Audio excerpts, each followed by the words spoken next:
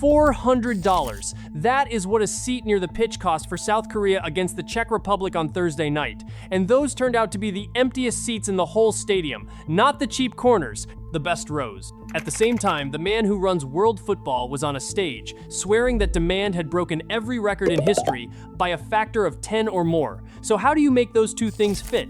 Record demand and the best seats in the place sitting empty on live TV. Because once you see what FIFA really did with these tickets, those empty rows stop looking like an accident. They start looking like a warning. Wednesday, the day before the tournament kicked off, Gianni Infantino, the president of FIFA, stood in front of the world's football reporters and faced the one question that had followed him for months. The prices, the anger, the claim that everyday fans were being shut out of their own World Cup, and his answer was a number. He said demand for this tournament had blown past what anyone expected by a factor of 10 or more. He said FIFA had sold more than 6 million tickets. He noted that the lowest starting price was $60 lower, he said, than the playoff rounds of America's own big sports. That was the claim, sure of itself, exact, said again and again, the most wanted World Cup ever held. The next night, the cameras went to a stadium in Zapopan called Guadalajara for the tournament, where South Korea fought back to defeat the Czech Republic 2-1. And what the cameras showed did not match what FIFA had said. Whole sections of red plastic seats sat empty. Not a few. Rows of them, spread through the middle levels and, worst of all, in the costly blocks close to the grass. FIFA gave the official crowd as 44,985. In a ground that holds around 46,000, that is a few hundred short of a sellout, a nearly full house, on paper. The number FIFA gave and the picture on the screen were not telling the same story. Now, here is the detail that everyone watching should have caught, because it changes the whole story. The biggest empty patches were not in the cheap seats. They were in the so-called VIP sections, the ones closest to the pitch, where a basic ticket ran you around $400. The priciest seats in the building were the emptiest. Sit with that for a second. If this were just people not wanting to come, the cheap seats would empty first and the best seats would fill. What happened was the exact opposite. This was never about people not caring. This was about the price. And the side-by-side made it worse. Hours earlier, more than 80,000 fans had packed into Mexico City's Azteca to watch the home hosts defeat South Africa 2-0.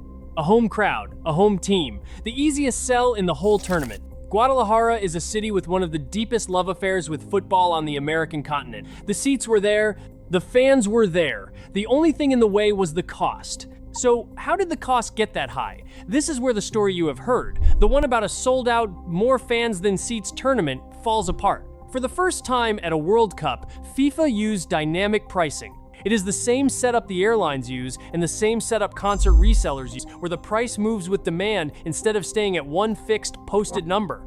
Infantino kept saying that $60 starting figure, but by the time fans really tried to buy, the cheapest real ticket for most matches sat closer to $140, and it went up from there.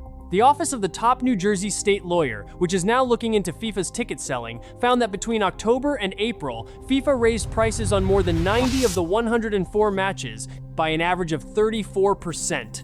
That is not a typo. More than 90 matches out of 104, priced up by about a third, on average, before a single ball was kicked. Football Supporters Europe, the main fan group that warned about exactly this for months, used one word for it: extortionate. They called the whole setup a huge betrayal of the tournament's traditions, and they put a number on it. A fan following their team from the first group match all the way to the final through the official fan channels would pay at least $6,900. That is almost 5 times what the same trip cost at the World Cup in Qatar 4 years ago. 5 times. For the same tournament. In 4 years, and if that were the only problem, FIFA might have got through it. But then the resale market opened and the numbers stopped looking like football at all. Before we get into that, if you want the real story behind the headlines on this tournament, the part the press releases leave out, subscribe. This channel breaks down the World Cup with the proof, not the spin. So, the resale market. Here is where it stopped being funny. FIFA does not just allow resale. In the United States and Canada, FIFA runs the official resale site itself, and it put no cap on the prices. It charges a fee to the seller and a fee to the buyer, around 15% on each side, which pushes the final number even higher. And the tickets listed there were not football tickets. Back in February, a single ticket to the final showed up on FIFA's own site priced at $143,750. The face value of that ticket was $3,450. That is 41 times what it first sold for on World Football's own site. For the host country's own opening game, the United States against Paraguay in Los Angeles, the picture told the same story, just the other way around. Days before kickoff, FIFA still had tickets sitting unsold on its own site.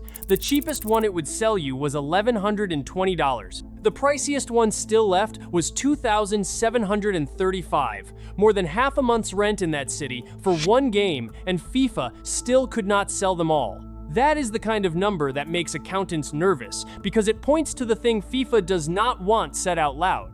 The Financial Times reported that, with the tournament 48 hours away, about 180,000 tickets were still up for sale on the official resale market. The average resale price had dropped about 20% in the past month. A World Cup, its own president called the most wanted in history, with 180,000 seats nobody had agreed to buy, and resale prices falling because the buyers just were not there at those prices. So, when people began to suspect that tens of thousands of those tickets might have been put on the resale site by FIFA itself, quietly trying to fill the grounds it had priced empty, it did not sound like a wild theory.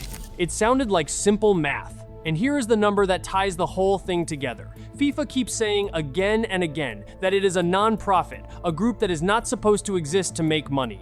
In the past, tickets brought in around 10 to 15% of a World Cup's total money. This time, FIFA pulled in about $3 billion from tickets alone. That is about 27% of the whole tournament's money, the biggest share by far that tickets have ever taken at a World Cup. So the seats sat empty in Guadalajara, and the money side had never looked fuller. That gap between the empty stands and the record money is the real story of this tournament so far. But it is what comes next that should really worry FIFA.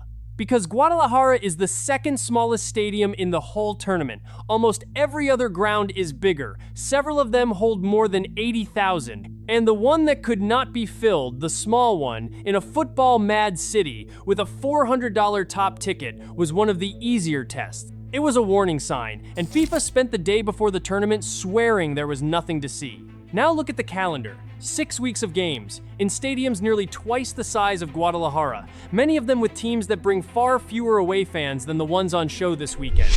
If the smallest ground in the tournament looked like that on live TV, the question is not whether the cameras find more empty seats. It is how many and how often. And the seats were not even the only thing taking the shine off. For the first time at a World Cup, FIFA forced a 3-minute water break into each half of every game, around the 22-minute mark, no matter the weather. The United States coach, Mauricio Pochettino, said flat out that he did not like them, that they are only needed when the heat is extreme, and that when the weather is fine, there is no reason for them. Some TV channels cut to full-screen ads during those breaks, and fans watching at home missed live play.